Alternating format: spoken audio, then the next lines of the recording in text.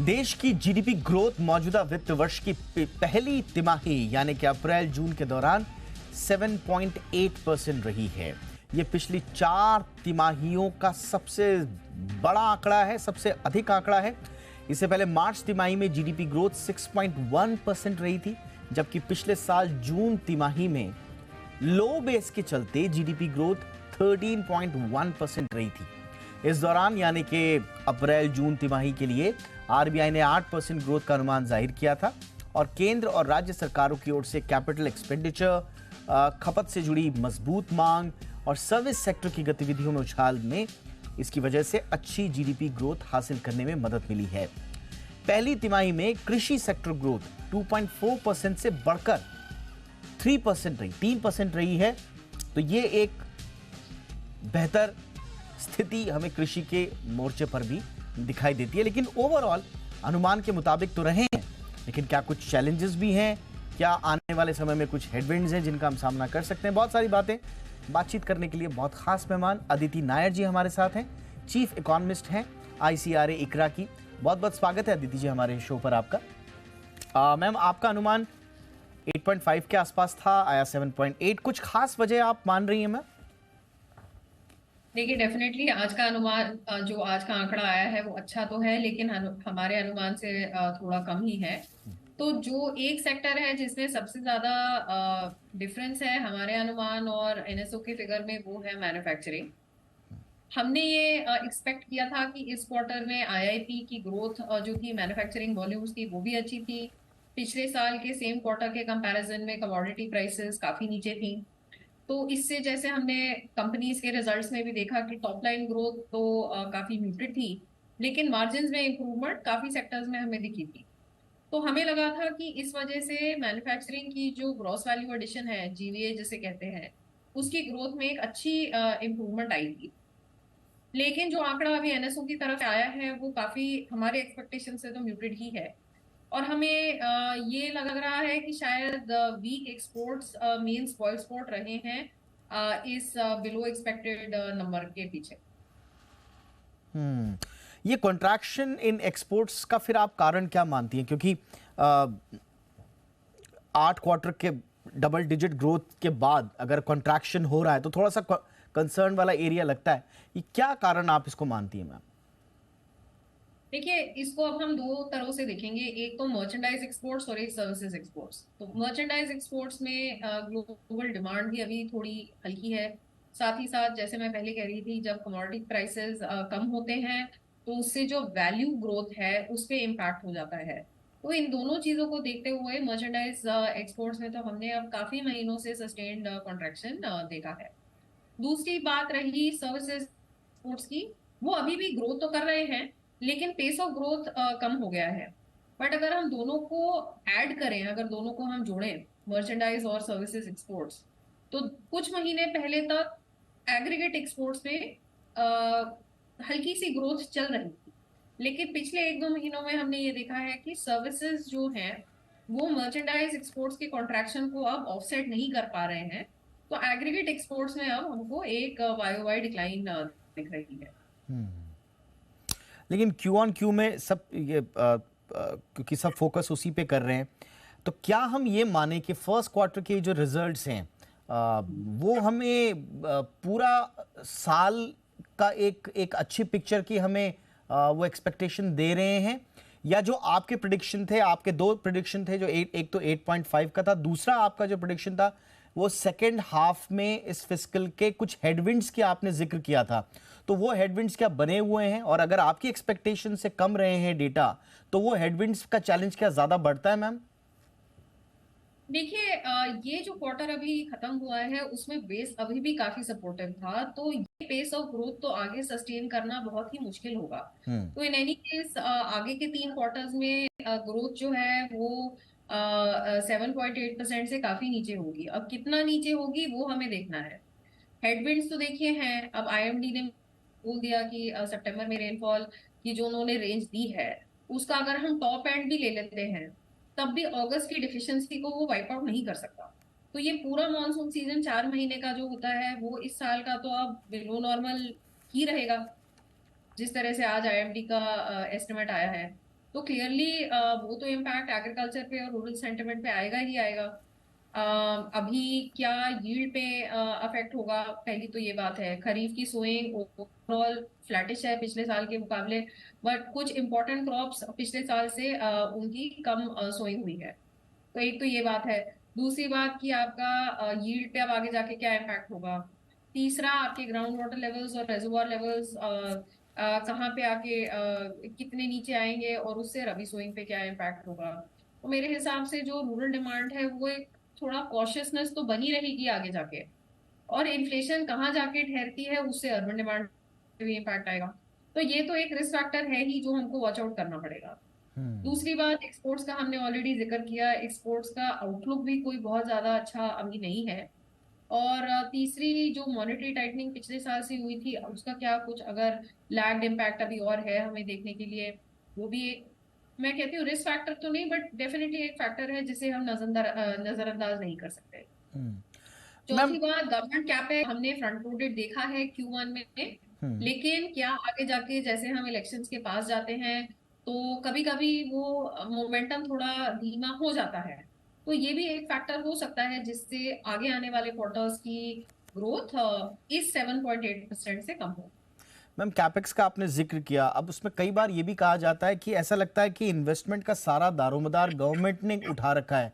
आज सीए साहब भी कह रहे थे कि हम फोकस कर रहे हैं एक्सपेंडिचर मैनेजमेंट में, बट अगर आप देखेंगे तो प्राइवेट इन्वेस्टमेंट नहीं आ रहा है उतना उतना शायद वो वहाँ पर एक थोड़ी चुनौती अभी भी बनी हुई है। तो सारा का सारा दारोमदार अगर सरकार अपने ऊपर रखेगी पैसों का, तो ये कब तक, कितना आपको लगता है कि कब तक चल पाएगा ऐसा अगर प्राइवेट इन्वेस्टमेंट नहीं आया तो? देखिए, कंडीशंस प्राइवेट इन्वेस्टमेंट आने के तो बन रहे हैं। कैपेसिटी यूटिलाइजेशन बढ़ गया है, उस लेवल पे आ गया है जिसके बाद जनरली प्राइवेट सेक्टर ज्यादा इम्बोल्डन होता है इन्वेस्टमेंट करने के लिए। दूसरी बात, अगर आप पिछले साल के प्रोजेक्ट्स अनाउंसमेंट देखें वो भी बहुत हाई लेवल पे हैं। अब सारा इन्वेस्टमेंट इकट्ठे तो नहीं आता, over a period of time आता है, but at least those conditions are also looking quite good. External commercial borrowings का जो हमने अप्रूवल्स देखे हैं Q1 के लिए वो बहुत ही ऊंचे हैं। तो मतलब कहीं तो इंटेंट है ना प्राइवेट सेक्टर की इन्वेस्ट करने की। अब वो कितनी जल्दी सामने आएगी वो देखने को रहेगा। तो जो सीए साहब कह रहे हैं कि हम देखेंगे कि कंस्ट्रक्शन आगे लगातार बढ़ता रहेगा, तो क्या हम देखें कि कंस्ट्रक्शन जो एक्टिविटीज़ हैं या जो रियल एस्टेट से जुड़ी हुई जो एक्टिविटीज़ हैं अगर वो बढ़ती हैं तो वो थोड़ा सा पुश करेंगी हमारे लिए एक बेहतर पोजीशन में आने के लिए? मैम, डेफिनेटली कंस्ट्रक्शन का इस क्वार्टर का ग्रोथ वैसे तो अच्छा है लेकिन हमारे एक्सपेक्टेशन से थोड़ा सा नीचे है। जो लीड इंडिकेटर्स थे वो हमें ज्यादा होपफुल बना रहे थे कंस्ट्रक्शन के पेस ऑफ एक्सपेंशन के लिए। आगे जाके देखिए, दो तीन चीजें होती हैं। एक तो जब मॉनसून इतना अच्छा नहीं होता तो वो थोड़ा विंडो बढ़ा देता है कंस्ट्रक्शन एक्टिविटीज के लिए। तो वो Q2 में थोड़ा सपोर्टिव हो सकता है। अगस्त काफी ड्राई महीना रहा है। फिर उसके आगे जाके जो गवर्नमेंट कैपेक्स की स्लो डाउन की तो हमने बात कर ही ली, वो एक फैक्टर रहेगा। और तीसरा फैक्टर ये रहेगा कि अगर और रेट हाइक नहीं होते तो अभी तक जितने रेट हाइक हुए हैं उनका आगे जाके रियल एस्टेट की डिमांड पे कुछ नेगेटिव इम्पैक्ट आता है कि RB sort of sentiment has taken care of जो अभी तक का रेट हाइक्स हुए हैं। तो वो भी एक थोड़ा सा फैक्टर है जो आगे जाके हमें देखना पड़ेगा। बट कंस्ट्रक्शन का इमीडिएट टर्म में तो कम से कम रेनफॉल की वजह से आउटलुक थोड़ा बेटर है। ओके मैम, एक अभी भी अनसर्टेनिटी बनी हुई है ग्लोबल लेवल पे और इसी वजह से जो एक्सटर्नल फैक्टर्स हैं बार बार कह रहे हैं कि वो एक डाउनसाइड रिस्क दे रहे हैं हमें। वो दबाव तो है, लेकिन इसमें आप इन्वेस्टमेंट, ओवरऑल इन्वेस्टमेंट और कंज्यूमर मोमेंटम किस तरह का देख रही हैं अभी?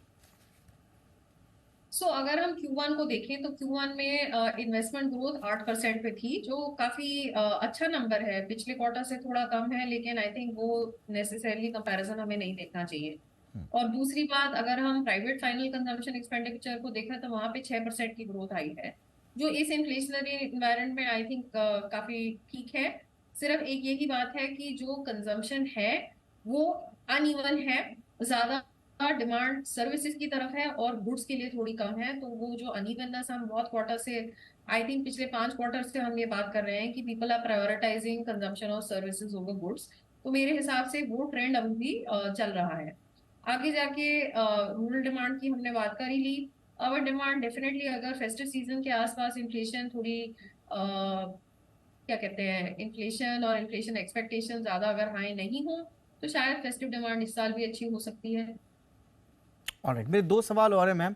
उसमें से एक इम्पॉर्टेंट सवाल इन्फ्लेशन को लेकर है। आज सीए साहब ने साफ तौर पर कह दिया कि कोई रियल कंसर्न नहीं है इन्फ्लेशन को लेके, या कोई आउट ऑफ कंट्रोल ऐसा हो जाए ऐसी भी कोई संभावना नहीं दिखती। सरकार और आरबीआई ने दोनों ने इन्फ्लेशन को कंट्रोल करने के लिए अपनी तरफ से पर्याप्त कदम उठाए हैं।